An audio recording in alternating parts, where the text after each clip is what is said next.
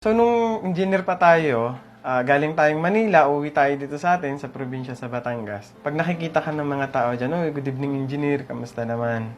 Bisting-bisti ka ah." But yun nga, suddenly, nung nag-start na tayo, na nakikita nila magde-deliver ka, nakalagay lang sa kahon ng sestobak, parang sisiraan na yata ito ng bait ah. Alam mo yung stranger people ang sasabihin sa'yo, alam mo, napaka-positibo mo.